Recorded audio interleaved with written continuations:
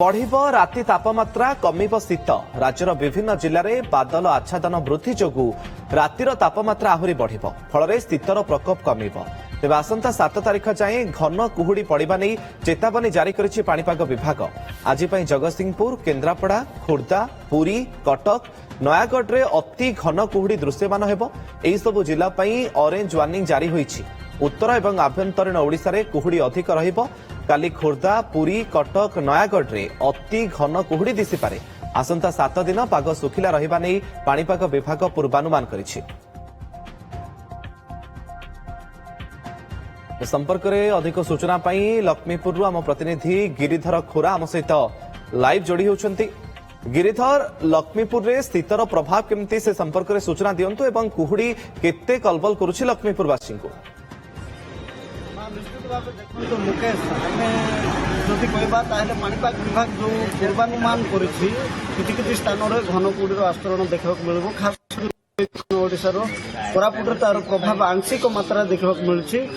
कोरापुट जिलार जदि कहबी ताले लक्ष्मीपुर, दामनजोड़ी, नंदपुर, सेमलीगुड़ा एवं नारायणपाटना सीमांत जो बंधुगां ब्लॉक रही ए अंचल घन कुहुड़ीर आस्तरण देखा मिलूँ। दिने 2 दिन छाड़ी छाड़ी विजिबिलिटी हो पारना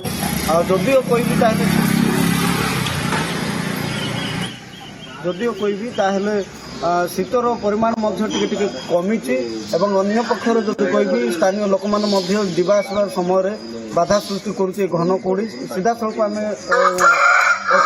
लोक सहित प्रतिक्रिया ना। आज्ञा कौन कहे पूर्व दिन मान बर्तमान शीत केमती हो घन कुहुड़ी केमती कुहुड़ी अच्छी शीत टिके कम अच्छी एबे बर्तमान कुहुड़ी बेसी अच्छी ठंडाटा कम टिके अच्छी।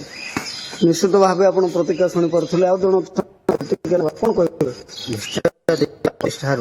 2026 नूतन वर्ष रे वर्तमान ठंडा टिके कमी आ 2025 रे बहुत ठंडा प्रबल ठंडा होता वर्तमान ठंडा टिके कम किंतु कुहुड़ीर आस्तरण जगह जगह देखा जाउछि।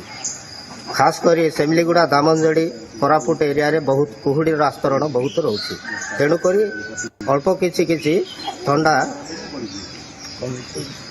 किछि ठंडा टिके कमी। निश्चित भाव प्रतिक्रिया शुणी पारे आप जड़े चालक ड्राइवर केमती कौन जावासवा कर कुहुड़ी हो कुहुड़ी टिके असुविधा करते आज्ञा माने कुहुड़ी टिके अधिकार रोचे। बर्तमान टिके शीत कमी किंतु कुहुड़ी रोचे गाड़ी फाड़ी चलवार भी टिके असुविधा होची। कुहुड़ी रोचे सकाल 7-8 जाए कुहुड़ी रोचे शीत कमी निश्चित भाव आप कलबल करुछि कुहुड़ी एवं अस्तव्यस्त जनजीवन। प्रतिक्रिया आप लक्ष्मीपुर शुणुले। बहुत बहुत धन्यवाद गिरिधर आपणकर सूचना पाई।